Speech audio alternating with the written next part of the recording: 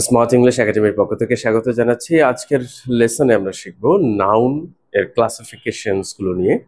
তার মধ্যে আজকে প্রথম অংশে যেটা রয়েছে সেটা হলো যে আসলে নাউন কত প্রকার। নাউন বেসিক্যালি দুই প্রকার, একটা হচ্ছে কনক্রিট নাউন আর একটা হচ্ছে অ্যাবস্ট্রাক্ট নাউন। কেন আমরা ক্যাটাগরি ওয়াইজ, আরো তো আমরা জানি proper, common, collective, material or something এগুলো আছে, কিন্তু এটা কেন জানবো? এটা জানার পেছনে হচ্ছে যে আমরা যদি মূলটা জানি তাহলে পরের গুলো আরো সহজ হয়ে যাবে। সেটা কি? কনক্রিট, লক্ষ্য করুন, কনক্রিট নাও আমরা যে বলছি কনক্রিট, হোয়াট ডাজ ইট মিন? ইট, বালি, সিমেন্ট দ্বারা তৈরি কোনো বস্তু। এখন ইট, বালি, সিমেন্ট দ্বারা তৈরি কোনো বস্তুর সাথে এই কনক্রিটের কি সম্পর্ক? তার মানে কি শুধুমাত্র ইট, বালি, সিমেন্ট, রড এগুলো দিয়ে তৈরি করা কোনো বস্তুকেই বোঝাবে নাকি অন্য কিছু? আসলে শাব্দিক অর্থ যদিও কনক্রিট কোনো, আমরা জানি, কঠিন পদার্থ, শক্ত মজবুত পদার্থ, কিন্তু এটার একটা ভাবার্থ রয়েছে। সে ভাবার্থটা কি? এটা বুঝলেই ইজি হয়ে যাবে।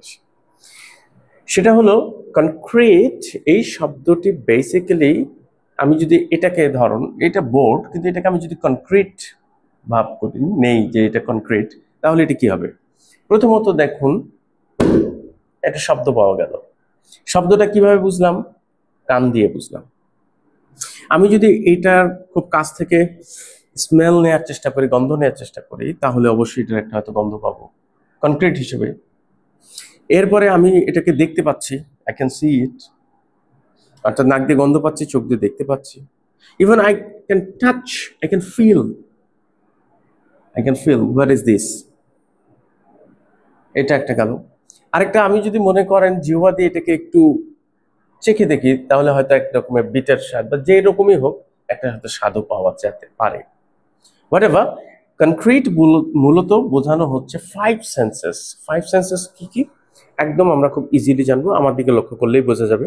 ফাইভ সেন্সেস, সেটা হচ্ছে কান, ত্বক, জিহ্বা, নাক, চোখ, অথবা উপর থেকে আসতে পারি চোখ, নাক, জিহ্বা, ত্বক, কান।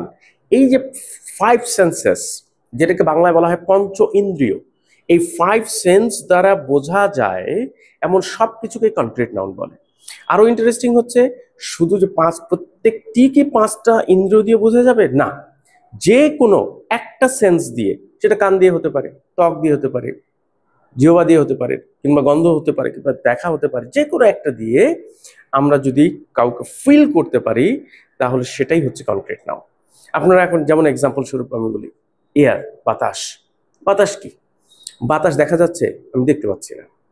বাতাসের, এখন আমি বাতাস গায়ে লাগছে, কিন্তু আমি বাতাসের কোনো গন্ধ পাচ্ছি না, জিহ্বা দিয়ে স্বাদ পাচ্ছি না। কান দিয়ে আমি হয়তো শুনতে পাচ্ছি কিংবা পাচ্ছি না, নাও পেতে পারি। খালি মানে অনেক সময় বাতাস আছে যেটা হয়তো শব্দ আমি পাই না, কিন্তু I can feel with my skin, বাতাসটাকে অনুভব করতে পারছি, আমার ত্বকে লাগছে। দ্যাট মিনস বাতাসটা হলো একটা কনক্রিট। তাহলে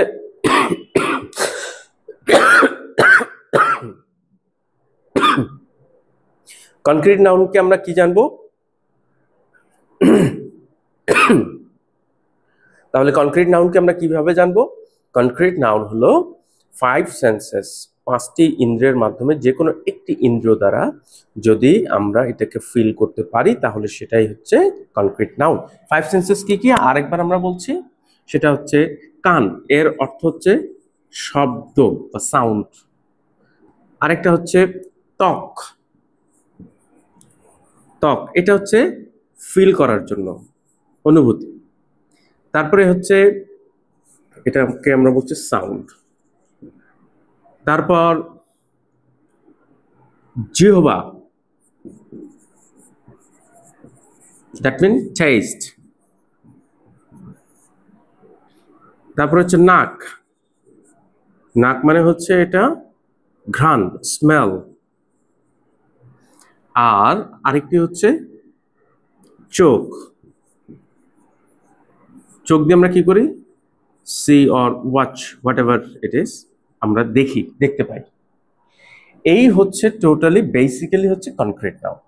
তার মানে এই পাঁচ জিনিস দিয়ে অনুভব করা গেলে সেটাকে আমরা কনক্রিট নাউন। আশা করি কনক্রিট নাউন সম্পর্কে এই ধারণাটা আমরা পেয়েছি। এর পরের ক্লাসে আমরা আরেকটি আলোচনা করব, সেটা হচ্ছে অ্যাবস্ট্রাক্ট নাউন। পরের ক্লাসটি অবশ্যই দেখার জন্য আমন্ত্রণ রইল, এবং একই সাথে আমাদের এই চ্যানেলটিকে সাবস্ক্রাইব করে আরো নিত্য নতুন প্রতিদিনের যে ক্লাসগুলো আছে সেগুলো আপডেট পাওয়ার জন্য বেল আইকনটি প্রেস করবেন, এবং একই সাথে ভালো লাগলে লাইক এবং কমেন্ট করে জানাবেন। Thank you.